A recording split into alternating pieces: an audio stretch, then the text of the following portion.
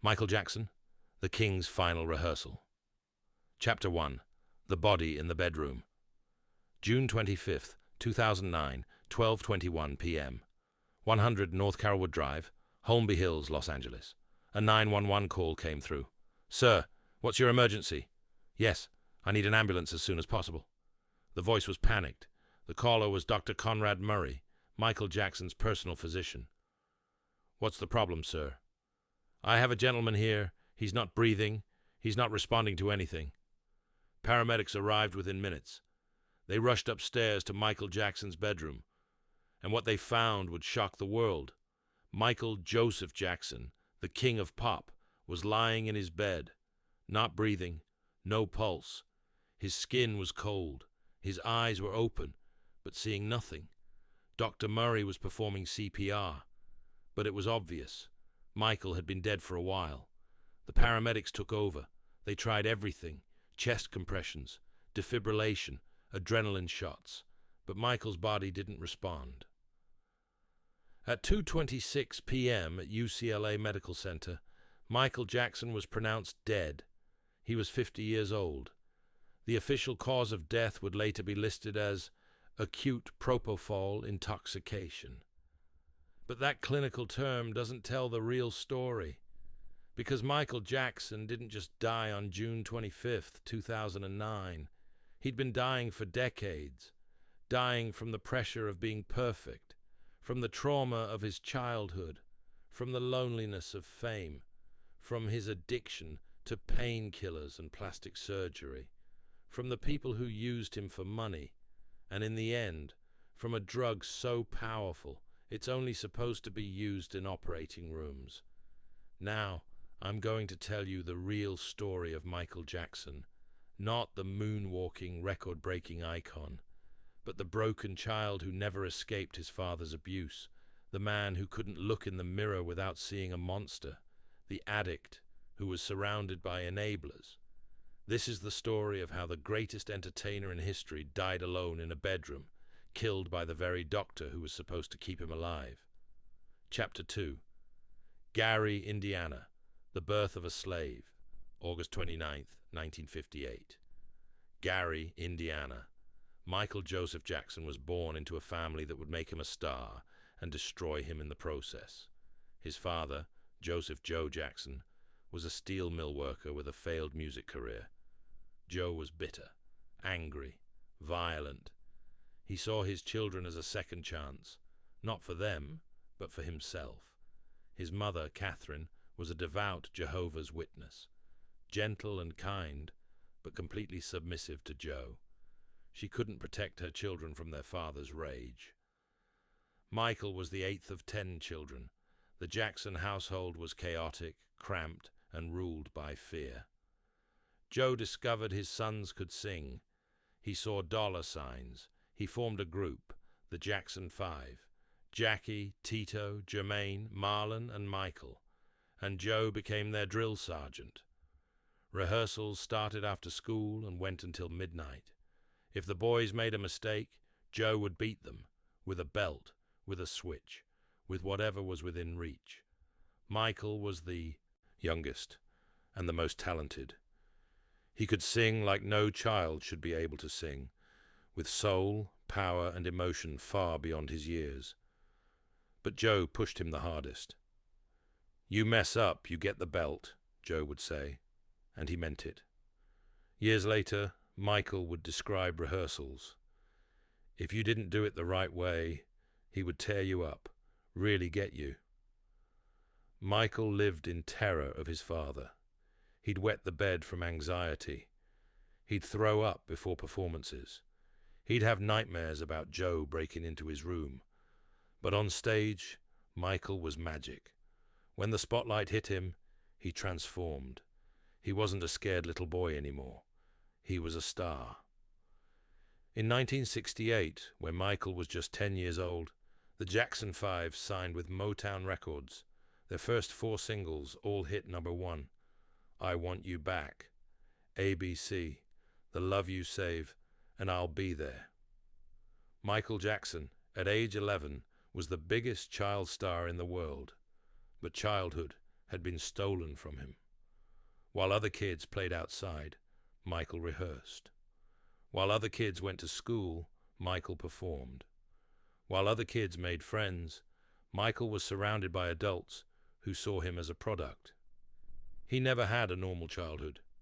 He never went to a prom, never had a girlfriend, never just hung out, and the loss of that innocence would haunt him forever. Chapter 3. Off the Wall, Becoming Michael. By his late teens, Michael was desperate to escape the Jackson 5 and his father. Joe controlled everything: the money, the contracts, the creative decisions. Michael had no freedom, no autonomy. He was a puppet. In 1979, Michael released his first true solo album, Off the Wall. It was produced by Quincy Jones, a legendary producer who saw Michael's potential. The album was a massive success. 5 hit singles, 10 million copies sold. But what mattered most to Michael was the respect. Off the Wall proved Michael wasn't just a child star. He was a real artist. Yet Michael was devastated when the album didn't win Album of the Year at the Grammys. "I'm going to do better," he vowed. "Next time, I'll make an album they can't ignore." That album would be Thriller. But before Thriller, something was changing in Michael. He was becoming obsessed with his appearance. Michael hated how he looked. He thought his nose was too big, his skin too dark, his features too much like his father's. In 1979, Michael had his first nose job. It was supposed to be minor, just a little refinement, but it was the beginning of an addiction that would eventually destroy his face. Chapter 4. Thriller. The Biggest Star on Earth, November 30th, 1982. Thriller was released. It wasn't just an album, it was a cultural earthquake. Billie Jean beat it. Thriller. 7 of the album's 9 tracks became top 10 hits. The Thriller music video, 14 minutes long, directed by John Landis, was a short film. It premiered on MTV and changed music videos forever. Michael's performance at Motown 25 in May 1983 sealed his legend. He performed Billie Jean and debuted the moonwalk. The world stopped. Everyone who saw it remembers exactly where they were. Michael glided backward across the stage, defying physics, and the audience lost their minds. Thriller sold over 70 million copies worldwide. It's still the best-selling album of all time. Michael Jackson wasn't just famous. He was the most famous person on the planet, bigger than any musician, bigger than any movie star, bigger than anyone. But that level of fame is a prison. Michael couldn't go anywhere without being mobbed. He couldn't walk down a street, couldn't go to a store, couldn't live a normal life. So he retreated. He built his world. He surrounded himself with yes men, employees and hangers-on, people who would do anything he asked because he paid them. And he started to lose touch with reality. Michael became obsessed with Peter Pan, the boy who never grew up. He identified with him. "I am Peter Pan," Michael would say. "I never had a childhood. I'm trying to have it now." In 1988, Michael bought a 2,700-acre ranch in California. He named it Neverland, after Peter Pan's island. He built an amusement park on the property, Ferris wheel, roller coaster, arcade, zoo with exotic animals, and he invited children to visit. This would become his downfall. Chapter 5. The First Accusation. The Beginning of the End, 1993. Michael Jackson was at the peak of his fame. The Dangerous album had sold 32 million copies. He was on a world tour. He'd just signed a $65 million endorsement deal with Pepsi. But then came the accusation that would destroy his life. A 13-year-old boy named Jordan Chandler claimed Michael had sexually molested him. Jordan's father, Evan Chandler, was a dentist with dreams of Hollywood success. He'd befriended Michael, let Jordan stay at Neverland, but Evan wanted money, and when Michael refused to fund Evan's screenwriting career, Evan got angry. Evan took Jordan to a psychiatrist, and suddenly Jordan had recovered memories of abuse. The Los Angeles Police Department launched an investigation. The media went insane. Every detail was leaked. Every rumor was reported as fact. Michael denied everything. "I would never hurt a child," he said, crying in a televised interview. But the damage was done. His reputation was shattered. Pepsi cancelled his contract. Tour sponsors dropped him. In August 1993, police raided Neverland. They photographed Michael's body, looking for marks that matched Jordan's descriptions. The humiliation was complete. In January 1994, Michael settled the case for $23 million. He maintained his innocence but said he couldn't endure a trial. The settlement haunted him.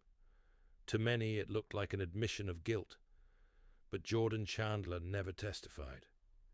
Years later, Jordan would distance himself from his father and refuse to speak about the case. In 2009, after Michael died, Evan Chandler committed suicide.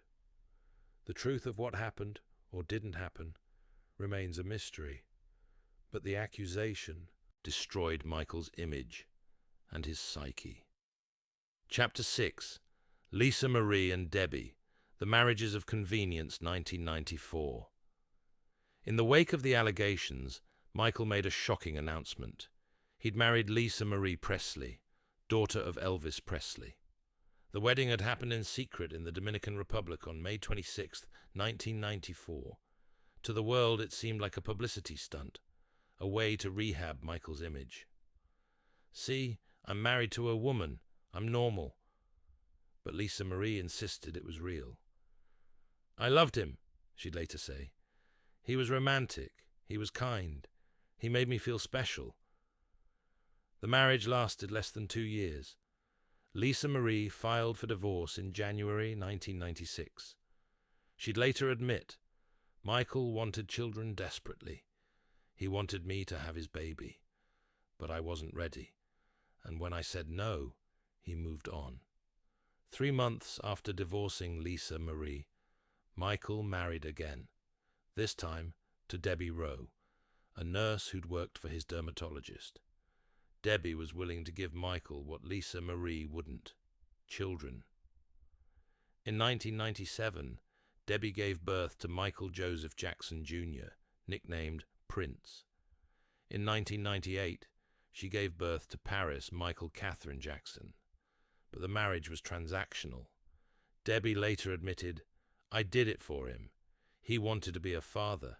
I gave him that gift." They divorced in 1999. Debbie gave Michael full custody of the children. In 2002, Michael had a third child, Prince Michael Jackson II, nicknamed Blanket. The mother was never publicly identified, likely a surrogate. Michael now had 3 children, but they lived in a bizarre world. Michael made them wear masks in public. He dangled baby Blanket over a hotel balcony in Berlin to show him to fans, nearly dropping him. He was trying to protect them from the fame that had destroyed him. But his methods were extreme, disturbing. Michael's behavior was becoming more erratic, and his addiction was getting worse. Chapter 7. The Painkillers, Addiction in Disguise, 1984. During the filming of a Pepsi commercial, Michael's hair caught fire from a pyrotechnics malfunction. He suffered 2nd and 3rd-degree burns on his scalp. Doctors prescribed painkillers, Demerol, morphine, strong opioids. Michael liked how they made him feel, not just physically. They numbed the emotional pain too, the loneliness, the anxiety, the trauma. He kept taking them, long after the burns healed. Over the years, Michael had multiple surgeries, more nose jobs, chin implant, cheekbone work, cleft added to his chin. Each surgery came with more painkillers, and Michael's tolerance grew. He needed more, stronger doses, more frequently. By the 1990s, Michael was addicted to prescription drugs, but he didn't see it as addiction. "These are prescribed by doctors," he'd say. "I'm not a drug addict." His family tried to intervene. In 1993, Elizabeth Taylor, one of Michael's closest friends, convinced him to go to rehab. Michael went. He stayed for a few weeks. He got clean. But he relapsed, because the pain never went away. The childhood trauma, the false accusations, the pressure to be perfect. Michael's physical appearance was deteriorating. His skin had become shockingly pale. He claimed it was vitiligo, a skin condition that destroys pigmentation. Medical records later confirmed he did have vitiligo. But Michael also bleached his skin. He wanted to be lighter. He hated his blackness because he associated it with his father. His nose had collapsed from too many surgeries. He wore a prosthetic nosepiece. Without it, there was just a hole.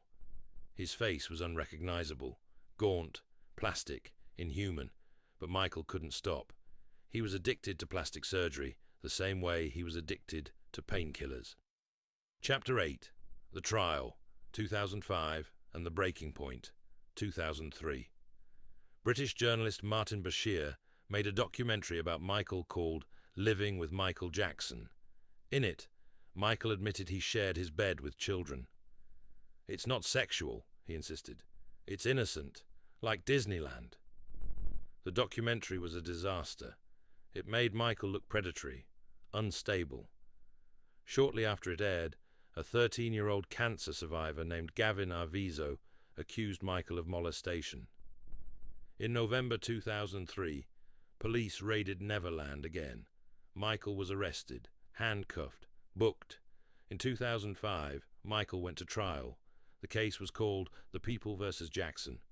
For 5 months, the trial dominated the news. Every day, cameras filmed Michael arriving at court.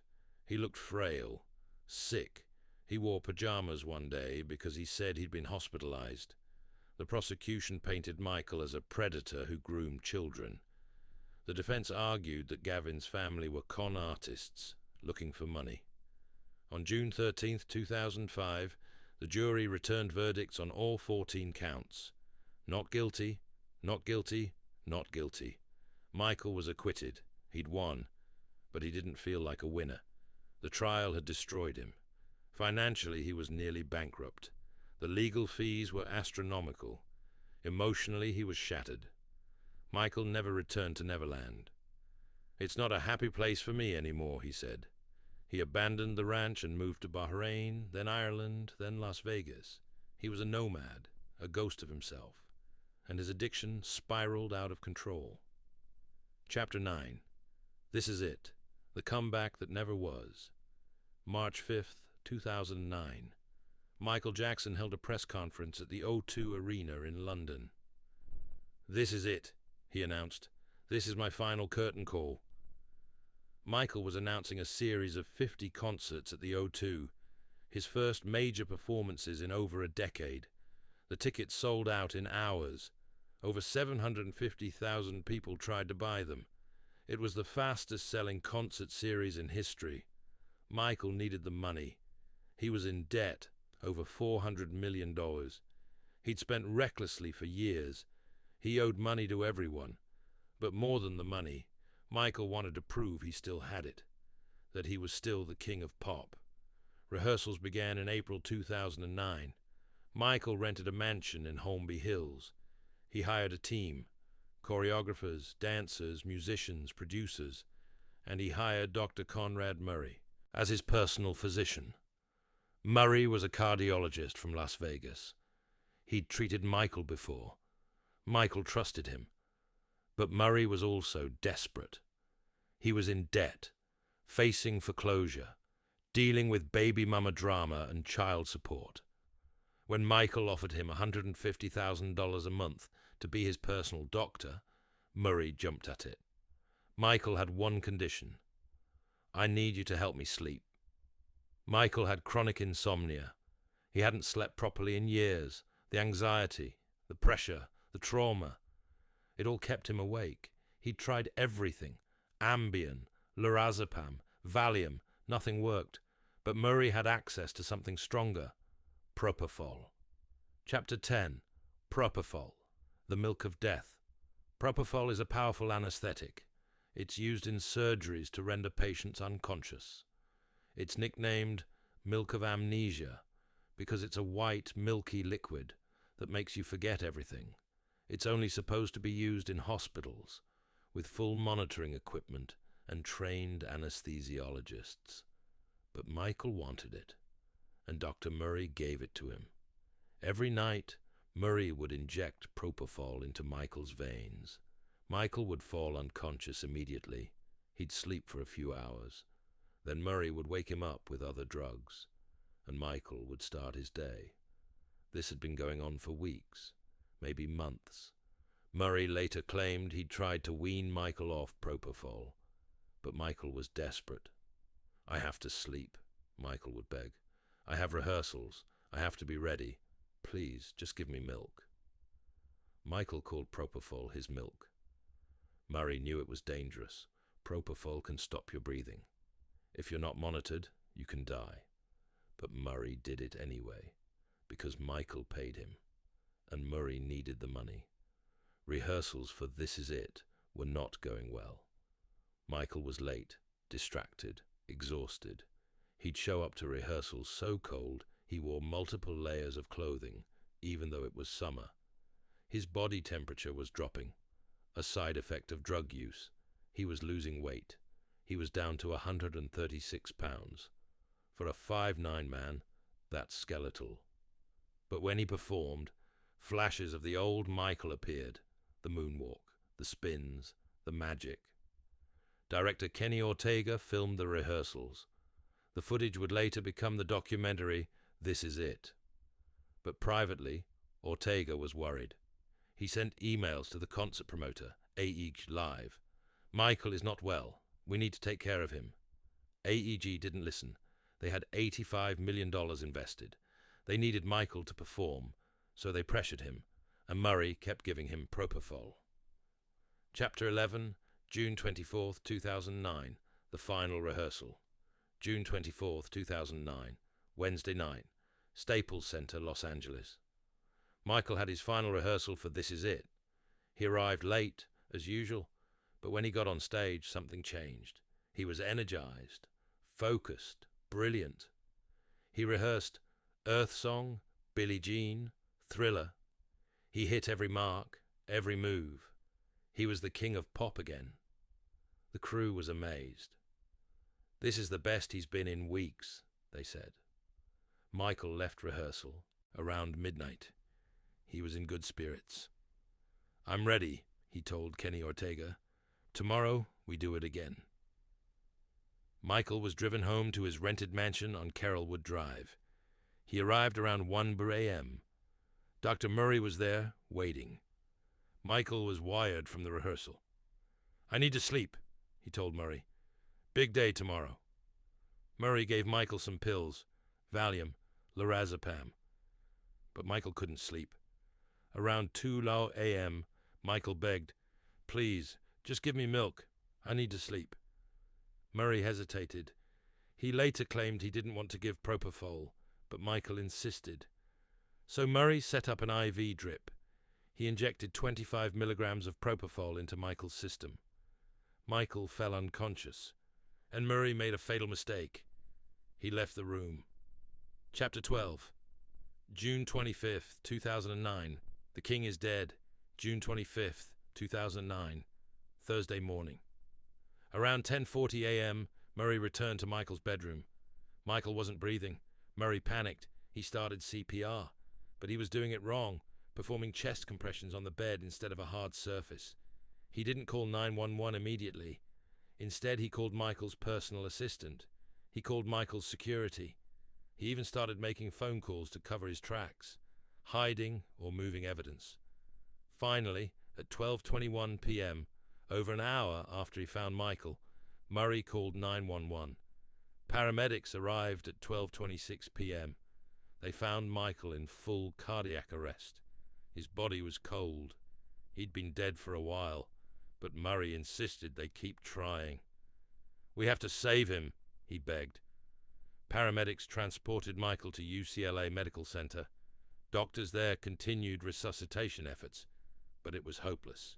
At 2:26 p.m., Michael Jackson was pronounced dead. The news broke online first. TMZ reported it at 2:44 p.m. Within minutes, the internet nearly crashed. Twitter, Google, Wikipedia, all slowed to a crawl from the traffic. The world couldn't believe it. Michael Jackson, the king of pop, was dead at 50. Fans gathered at UCLA Medical Center, at Neverland, at his childhood home in Gary. They cried. They sang his songs. They couldn't process the loss. On June 26th, the Los Angeles County Coroner's Office conducted an autopsy. The findings were shocking. Chapter 13. The Autopsy. The Body of a Broken Man. The autopsy revealed Michael Jackson's body was ravaged. Cause of death: acute propofol intoxication, with other sedatives contributing. Manner of death: homicide. Physical findings: weight, 136 pounds, severely underweight.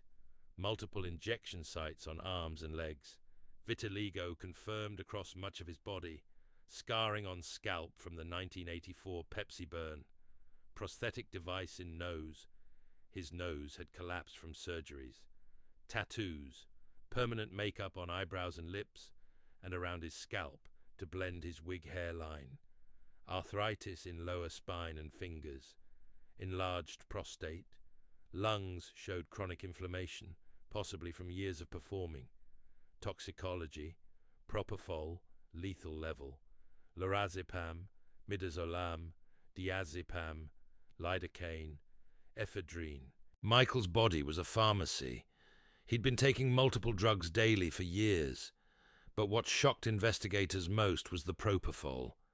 Murray had been giving Michael hospital-grade anesthetic every night in a home with no monitoring equipment. It was reckless, criminal, and it killed Michael Jackson. Chapter 14. The Investigation: Hunting Dr. Murray. The LAPD launched a criminal investigation. They searched Murray's car, his clinics, his storage units. They found empty propofol bottles, syringes, IV equipment, Murray's cell phone records, showing he'd made calls and sent texts while Michael was dying. Murray had been on the phone with his girlfriend when Michael stopped breathing. He didn't notice until it was too late. On February 8, 2010, Dr. Conrad Murray was charged with involuntary manslaughter. The trial began in September 2011. Prosecutors argued Murray was grossly negligent. He gave Michael a dangerous drug without proper equipment. He left Michael alone. He delayed calling 911 to cover his tracks. Murray's defense argued Michael self-administered a fatal dose while Murray was out of the room. But the timeline didn't support this. On November 7, 2011, the jury found Murray guilty. He was sentenced to 4 years in prison. He served less than 2, released early for overcrowding. Michael's family felt justice wasn't served. 4 years for killing Michael Jackson, but Murray wasn't the only one responsible. Chapter 15. Who killed Michael Jackson? Michael Jackson's death wasn't just Conrad Murray's fault. Many people failed Michael. AEG Live, the concert promoter. AEG pushed Michael to rehearse, even when he was clearly unwell. They hired Murray. They ignored warning signs. They cared more about profits than Michael's health. Michael's family sued AEG for wrongful death. The jury found AEG not liable, but testimony revealed how much pressure they put on Michael. Joe Jackson, his father, Joe's abuse, created the trauma that haunted Michael his whole life. The fear, the need to be perfect, the inability to trust. Joe destroyed Michael's childhood and, in many ways, his life. The enablers. Michael was surrounded by people who gave him whatever he wanted. Doctors who prescribed him anything. Staff who looked the other way. Friends who said yes to everything. No one had the courage to tell Michael no, to get him real help. The media. The media crucified Michael. The allegations, the trial, the mockery of his appearance. They turned him into a punchline. They made his life unbearable. Michael himself. Michael made choices. He demanded propofol. He doctor shopped for pills. He refused to confront his addiction.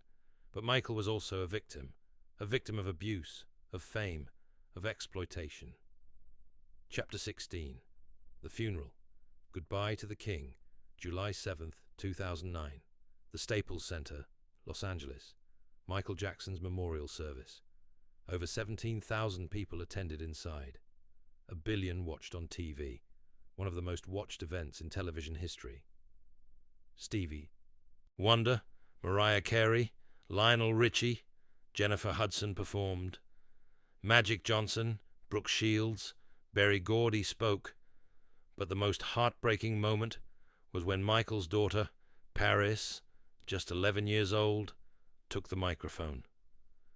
"Ever since I was born, Daddy has been the best father you could ever imagine," she said, voice breaking. "And I just want to say I love him so much." She collapsed into sobs. The world wept with her. Michael's golden casket was displayed on stage. His brothers, the remaining Jackson 5, stood guard. The service ended with a performance of "We Are the World." Everyone joined in. It was Michael's song, his message, his dream of unity. Michael was buried on September 3rd, 2009, at Forest Lawn Memorial Park in Glendale, California. The burial was private, only family. Chapter 17. The Children. What happened to them after Michael died? His mother, Catherine, was given custody of Prince Paris and Blanket. The children were thrust into the spotlight. Cameras followed them everywhere. The Jackson family fought over Michael's estate in court. Prince, the oldest, tried to stay out of the public eye. He went to college. He started a charity in his father's name. Blanket, the youngest, changed his name to Biggie. He rarely appears publicly. Paris struggled the most. In 2013, at age 15, she attempted suicide. She was hospitalized. Paris later spoke openly about her trauma. "I was bullied. I was depressed. I didn't know who I was. My dad was gone. I felt lost." But Paris found her way. She became a model, an actress, a musician. She's spoken out about mental health and her father's legacy. "My dad was the best father," Paris has said. "He loved us more than anything. Whatever people say about him, I know the truth." The children inherited Michael's estate, worth billions, but they lost something money can't replace: their father. Chapter 18. The Legacy. The King Who Changed Everything. Michael Jackson sold over 400 million albums worldwide. He won 13 Grammys. He revolutionized music videos. He broke racial barriers on MTV. Thriller is the best-selling album of all time. The moonwalk is one of the most iconic dance moves ever. His influence is everywhere, from Beyoncé to Justin Timberlake to The Weeknd. But Michael's legacy is complicated. The allegations, the trials, the bizarre behavior, they overshadow his genius. After the documentary Leaving Neverland in 2019, which featured 2 men claiming Michael molested them as children, public opinion shifted again. Radio stations stopped playing his music. Statues were removed. But Michael's fans remain loyal. Innocent until proven guilty, they say. He was acquitted. The truth is, we may never know the full truth about Michael Jackson. He was deeply troubled, deeply traumatized, and deeply talented. He gave the world music that will last forever, but he paid the ultimate price. Chapter 19. The Unanswered Questions. Questions still haunt Michael Jackson's death. Was it really just, Murray? Some believe AEG Live and others should have been held accountable. They hired Murray. They pressured Michael. Why weren't they charged? Did Michael want to die? Some close to Michael believe he was suicidal, that he knew what propofol could do, that asking for it was a passive form of suicide. What about the children's biological parentage? Rumors persist that Michael isn't the biological father of Prince, Paris, and Blanket. Michael himself said biology doesn't matter. He raised them, so they're his. Will the molestation allegations ever be resolved? Both men from Leaving Neverland testified under oath during Michael's life that nothing happened, then changed their stories after he died. The truth is murky, and Michael isn't here to defend himself. Epilogue: The boy who never grew up. Michael Jackson wanted to be Peter Pan, the boy who never grew up, the boy who stayed innocent forever. But Michael couldn't escape. He grew up, and the world he grew up into was cruel. His father beat him. Fame imprisoned him. Allegations destroyed him. Drugs killed him. Michael died at 50. But in many ways, he died long before that. The scared little boy from Gary, Indiana, never escaped. The last thing Michael said before he died, according to Murray, was, "I can't sleep, please. I just need to sleep." And finally, on June 25th, 2009, Michael Jackson got the rest he'd been searching for his entire life. He never woke up.